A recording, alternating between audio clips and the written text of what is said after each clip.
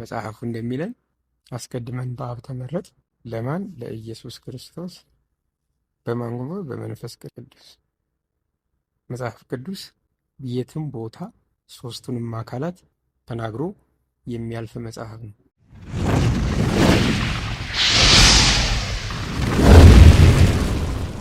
ሰውም መሆኑን ያሳያል። እቺ ሰውም የምትለዋ ምን ማለት ነው? ሰው ብቻ አይደለም ማለት ነው፣ አምላክም ነው ማለት ነው። በአምላክነቱ ባሪያና ሐዋርያ ያለው፣ በሰውነቱ እሱ ደግሞ ምንድን ነው? መልእክተኛ ነው ማለት ነው።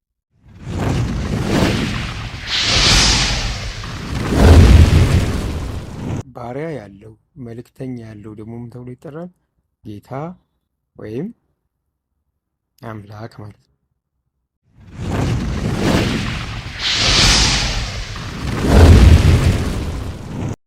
ሰላም ሰላም፣ በዓለም ዙሪያ ያላችሁ ቅዱሳን ወንድሞቼ እና እህቶቼ ጌታ ሰላም ይብዛላችሁ። ዛሬ አንድ ሀሳብ ይዤላችሁ መጥቻለሁ። እንግዲህ በእስልምና አስተምሮ ኢየሱስ ክርስቶስ አምላክ አይደለም የሚል ሀሳብ ያነሳሉ። ግን በእስልምና አስተምሮ ሙስሊሞች የማን ባሪያዎች ናችሁ ወይስ ደግሞ ነቢያችሁን የማን መልእክተኛ ነው ማን የላከው ብላችሁ ስጠይቋቸው መላክ የሚችለው አምላክ ብቻ ነው፣ ባርነትም ለአምላክ ብቻ ነው ባሪያ የሚሆነው የሚል ሀሳብ ያነሳሉ። እንግዲህ ይህንን መሰረት አድርገን ይህንን ሀሳብ በመጽሐፍ ቅዱስ ልናሳያቸውን እንፈልጋለን። መጀመሪያ አንደኛ ጴጥሮስ ምዕራፍ 1 ቁጥር 1 ላይ እንዲህ ይላል የኢየሱስ ክርስቶስ ሐዋርያ ማን? ጴጥሮስ። ሐዋርያ ከሆነው ከጴጥሮስ ይላል። ስለዚህ የኢየሱስ ክርስቶስ ምንድን ነው? ሐዋርያ ነው። ማን? ጴጥሮስ። ሐዋርያ ማለት ምን ማለት ነው? የተላከ ማለት ነው። ስለዚህ ከኢየሱስ ክርስቶስ የተላከው ማን? ጴጥሮስ። ላኪው ማን ነው? ኢየሱስ ክርስቶስ ሲሆን ተላኪው ማን ነው? ጴጥሮስ ነው። እንግዲህ የተላከ የሚለው ሀሳብ ውስጥ ሐዋርያ የሚለውን ለምንድን ነው የሚጠቀሙት? ለአንድ ዓላማ ወይም ለአንድ ሚሽን ከላኪው የተላከ ማለት ነው።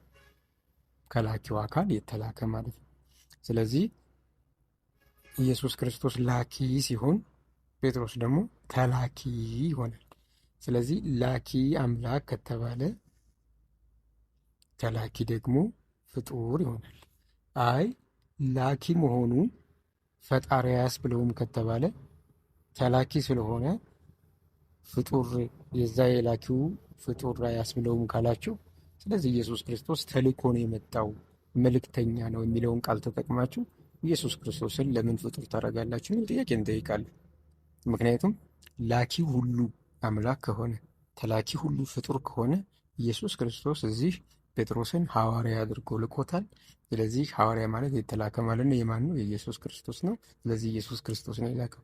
ስለዚህ ኢየሱስ ክርስቶስ ከላከው ኢየሱስ ክርስቶስ መልእክተኛ ከሆነ ኢየሱስ ክርስቶስ አምላክ ሲሆን ጴጥሮስ ደግሞ ፍጡር ይሆናል ማለት ነው። እንደው እንትን እንዳትሉ አይ መልእክት ብቻ ላከው እንጂ እኮ ለሱ አምላክ አይደለም ጌታውም አይደለም ካላችሁ አይ ይላል። እዚህ ጋር ሁለተኛ ጴጥሮስ ምዕራፍ 1 ቁጥር 1 ላይ ይላል የኢየሱስ ክርስቶስ ባሪያ እና ሐዋርያ ሁለቱንም፣ ባሪያም ነው ተገዥም ነው፣ ከዛ ደግሞ ሐዋርያውም ወይም ደግሞ የተላከ ነው። ባሪያም ነው የተላከም ነው፣ ሁለቱንም ያሟላል ማለት ነው።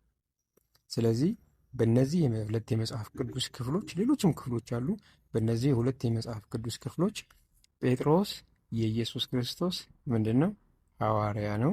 ያው ዝም ጋር ሁለቱም ጋር አይተናል። ሐዋርያ ነው። ሐዋርያ ማለት ምን ማለት ነው ብለናል?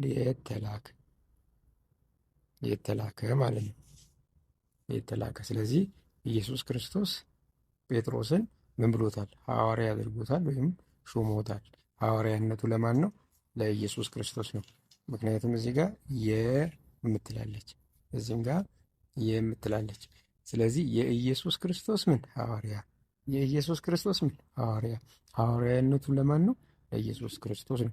ሐዋርያ ማለት ምን ማለት ነው ብለናል? የተላከ መልእክተኛ፣ ሚሽን አድራሽ ማለት ነው። ስለዚህ ኢየሱስ ክርስቶስ ማንን ልኳል? ሐዋርያው ጴጥሮስን ልኳል። ኦኬ መላክ ብቻ ነው ወይ ሲባል አይ እሱ ብቻ ሳይሆን ባሪያም ነው ይላል። አሁን ለምሳሌ ይህንን ለምሳሌ ሙስሊሞች ምን ያሉ አብደላ ይላሉ። አብደላ ማለት አብደላህ ይላሉ፣ የአላህ ባሪያ ለማለት ነው። ስለዚህ የኢየሱስ ክርስቶስ ባሪያ ደግሞ ማን ነው? ጴጥሮስ ነው። ስለዚህ የኢየሱስ ክርስቶስ ባሪያ ከሆነ ስለዚህ አብደላህ ነው። አብደላህ ሳይሆን አብዲ የሱዕ አልመሲህ ወይም ደግሞ የኢየሱስ ክርስቶስ ባሪያ ተብሎ ይጠራል ማለት ነው። ስለዚህ ጴጥሮስን ምን ማለት እንችላለን? የኢየሱስ ባሪያ ብለን እንጠራዋለን። ስለዚህ የኢየሱስ ክርስቶስ ባሪያ ነው። እሱ ብቻ ሳይሆን የኢየሱስ መልእክተኛ መውሰድ እንችላለን ማለት ነው። ስለዚህ ባሪያ ያለው መልእክተኛ ያለው ደግሞ ምን ተብሎ ይጠራል? ጌታ ወይም አምላክ ማለት ነው። ስለዚህ አያችሁ፣ እናንተ ባነሳችሁት እናንተ በምታምኑት ሀሳብ ኢየሱስ ክርስቶስ ባሪያ ያለው፣ ኢየሱስ ክርስቶስ መልእክተኛ ያለው። ስለዚህ ባሪያ ያለው መልእክተኛ ያለው አካል ደግሞ ምን ተብሎ ይጠራል? ጌታና አምላክ ተብሎ ይጠራል ማለት ነው። ኦኬ፣ ሌላ ላሳያችሁ። እዚሁ ጋር አንድ ሀሳብ ወደኋላ ልመልሰው እና ያው እዚህ ጋም ቁጥር 2 የእግዚአብሔር አብ አስቀድሞ በእውቀቱ መሰረት ለመረጣችሁ በማን ተመረጡ? በእግዚአብሔር አብ ለኢየሱስ ክርስቶስ መታዘዝ በመንፈስ ቅዱስ። አያችሁ እዚህ ክፍል ላይ ማን ይጠቅሳል? እግዚአብሔር አብ። እሺ ለኢየሱስ ክርስቶስ 2 በመንፈስ ቅዱስ። ስለዚህ እዚህ ክፍል ላይ አብ አንደኛው ነው፣ ሁለተኛው ኢየሱስ ክርስቶስ፣ ሶስተኛው መንፈስ ቅዱስ። ሶስቱም አካላት ምን ብለዋል? ተጠቅሰዋል። 1 2 3 ተጠቅሰዋል ማለት ነው። ስለዚህ አብ፣ ወልድ፣ መንፈስ ቅዱስ እንደተጠቀሱ ያሳየናል። የሚገርማችሁ ነገር ካስተዋላችሁት እዚህ ላይ ምን ይላል? ለኢየሱስ ክርስቶስ ምን ለመታዘዝ። እንግዲህ ሰው የሚታዘዘው ለማን ነው? ለአምላኩ ነው። ስለዚህ ለኢየሱስ ክርስቶስ ለመታዘዝ በደሙ ለተረጫችሁ፣ ከዛ ለመንጻትም በመንፈስ ቅዱስ ተቀደሳችሁ። መቀደስ ደግሞ በማን ሆነ? በመንፈስ ቅዱስ መቀደስ ማለት ከኃጢአት መለየት። በመንፈስ ቅዱስ አማካኝነት ለኢየሱስ ክርስቶስ ልንታዘዝ ዘንድ በአብ አስቀድመን ተመረጥን ማለት ነው። ስለዚህ መጽሐፉ እንደሚለን አስቀድመን በአብ ተመረጥ። ለማን? ለኢየሱስ ክርስቶስ። በማን? በመንፈስ ቅዱስ። መጽሐፍ ቅዱስ የትም ቦታ ሶስቱንም አካላት ተናግሮ የሚያልፍ መጽሐፍ ነው።